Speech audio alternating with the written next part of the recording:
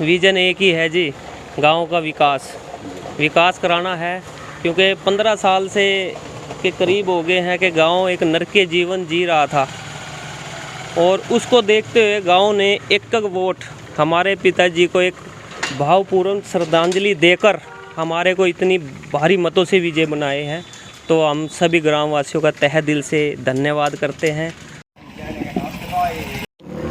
हरियाणा में दूसरे चरण के जो नतीजे हैं पंचायत चुनाव के वो आ चुके हैं, और सरपंच जो नवनियुक्त सरपंच है उनके आवास पर बधाई देने वालों का तांता लगातार लगा हुआ है। आज हम पहुंचे हैं करनाल जिले के गांव दनियालपुर में, जहां से जीत प्राप्त की है नरेंद्र कुमार ने। नरेंद्र कुमार गांव के लोगों के बारे में कैसे आभार व्यक्त करेंगे, उनका विजन क्या है, घोषणा पत्र क्या है, विकास कार्यों को लेकर क्या सोच है, इन सभी मसलों पर उनसे बातचीत करेंगे। सबसे पहले उनको नमस्ते भारत न्यूज़ की तरफ से बधाई। धन्यवाद जी आपका भी जी, और पूरे गांव का, पूरे छत्ती बिरादरी का मैं धन्यवाद करता हूं। और बहुत ही बढ़िया वोट है मार्जिन से मतलब जीत हुई है जी। विकास एक तो हमारे गाँव में सड़कों की बहुत दिक्कत है, सड़क के शमशान घाट का रास्ता है वो बहुत ख़राब है, और एक हमारा स्कूल का रास्ता है वो बहुत ख़राब है, और एक है ना जी हमारे गांव में कोई भी कम्युनिटी सेंटर नहीं है, किसी दुख सुख में कोई भी बैठ सके ऐसा कोई है नहीं है, वो भी है। और एक गांव में बहुत ही जगह की कमी है, जो हमारे गांव में मतलब बाड़ों की सुविधा मिली, कॉलोनियों की सुविधा मिले। गांव में बहुत गरीब गांव है जी, करनाल के नज़दीक होते हुए भी इतना तो विकास कार्य नहीं हो सका जितना होना चाहिए। पर जिस तरह से देखा गया है कि वर्तमान में डिजिटल गांव की कल्पना जो है युवक करते हैं और सोचते हैं, और जिस तरह से सीसीटीवी कैमरों की बात होती है, गांव में स्टेडियम की बात होती है, ओपन एयर जिम की बात होती है, तो उसको लेकर भी कुछ लोगों की राय आपके सामने आई होगी इस चुनाव के दौरान। बिल्कुल जी, बिल्कुल बिल्कुल। हमारे गाँव में इतना करनाल के पास होते हुए भी ज़मीन है, सारी चीज़ें पंचायती, तो स्टेडियम नहीं है, और कोई भी मतलब सुविधा के नाम पर तो जीरो ही है जी हमारे गांव में, मतलब ये बात मैं मान सकता हूँ। लेकिन विकास कार्य करेंगे, सरकार के साथ मिलकर करेंगे। भाई जिले उपाध्यक्ष हैं उसके मंडल के, तो ये वो करेंगे। आज भी मिलकर आए हैं, MLA साहब से मिलकर आए हैं, OSD साहब से मिलकर आए हैं, तो देखो आश्वासन तो दिया है उन्होंने जी।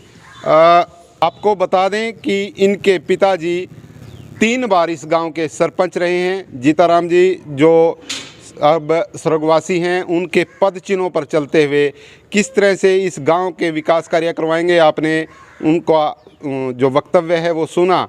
फिलहाल जानने का प्रयास करेंगे कि जिस तरह से भाईचारे को कहीं ना कहीं पंचायत चुनाव में ठेस पहुंचती है, उसको लेकर आपका क्या विजन है, किस तरह से भाईचारे को संवारा जाएगा। बिल्कुल छत्ती बिरादरी का साथ लिया जाएगा जी, और मेरा ये भी विजन होगा कि मैं कम से कम एक कमेटी बना के काम करूँ, ताकि है ना छत्ती बिरादरी के आदमी जुड़े, कोई भी सहयोग हो, और बुजुर्गों का पूरा मान सम्मान होगा, उनकी राय से कोई भी काम होगा। जो पहला काम होगा, जैसे किसी का ये है भाई ये है, किसी का भी जो पहला काम होगा उनके एडवाइस से लिया जाएगा, ऐसा कुछ नहीं। कहीं ना कहीं देखने में भी आया है कि पिछले कुछ दिनों में लोगों की कुछ समस्याएं हैं, चाहे वो राशन कार्ड को लेकर के हैं, कुछ की पेंशन को लेकर के है, कुछ इस तरह की समस्याएं हैं, कुछ मकान जो है जो जिन लोगों को मिलने चाहिए थे अभी तक वो नहीं आ पाए। तो उस दिशा में चाहे विधायक को लेकर या अन्य जो पदाधिकारी हैं उनसे मिला जाएगा। बिल्कुल जी, बिल्कुल मिला जाएगा।